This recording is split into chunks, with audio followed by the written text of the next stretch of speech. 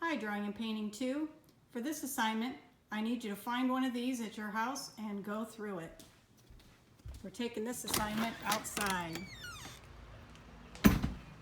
Once you're out in your yard, you need to look around for some places that you might be able to find an inspiration. You want to look for new growth, look for little spots where something might be able to be inserted into an environment.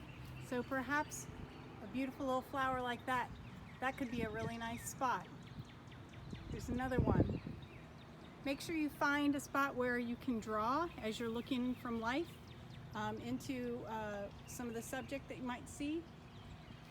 Perhaps you can find another spot in your yards. That was one idea. Now I'm going to go down here. We have a little creek. It's fairly dry right now, but when it's wet outside it gets really roaring. But perhaps this little nook right down in there would be a great spot to draw from. That's got some really nice textures. I could definitely see drawing that for this assignment.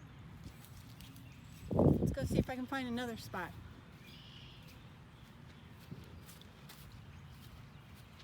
So over here are just some dandelions growing by some rocks. Of course, no mulch has been put down yet, so the weeds are starting to take over. But even a little spot like this could be just right.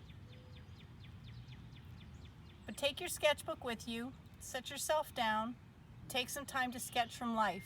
You want to make sure that you've got some nice images that you can work from.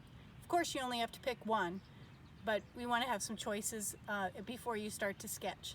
So look around, find one you like, and sit yourself down and sketch. So I'm down here by the little creek by my house, and I've decided to narrow in on probably over in this little area, somewhere in here. This area is really nice too. It's in a lot of shade right now, but I can't quite decide if that looks better on the camera, but actually I'm kind of intrigued more with this space where I can see the water moving. And I've brought my sketchbook out, and I've got some pencils with me.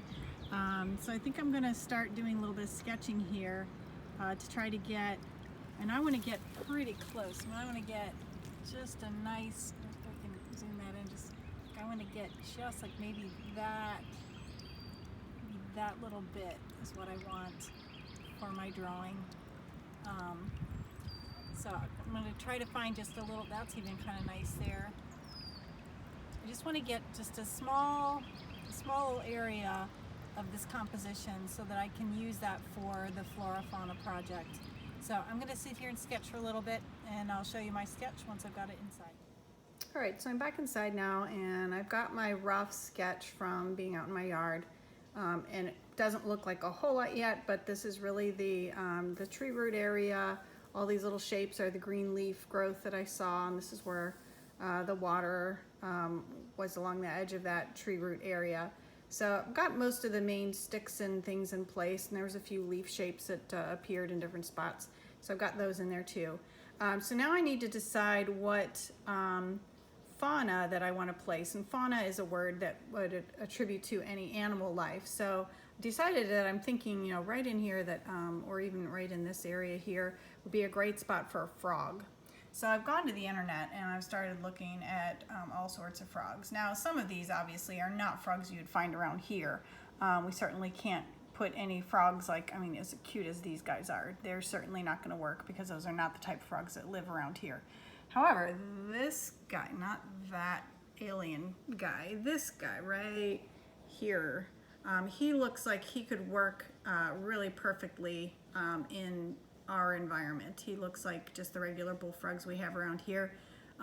So I think what I would like to do is start to look for images similar to this or similar to this type of frog shape, but I like his shape and I like the direction he's looking, and I can see that little frog, you know, sitting right in here along the edge of that pond. I think that could work really well. So I'm going to work from that image there. And I don't know what that is, but this is the frog that I'm looking at. So that's what I'm going to work with.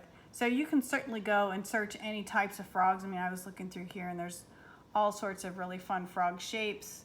Oh my gosh, look at the size of that thing. So, ew, I don't want to look at that. And not that. But I want to try to find one. Those don't live here. So that guy right there, though, he seems to be one that's going to work. So that's what I'm going to do, is start working on placing that frog right in that zone of my drawing.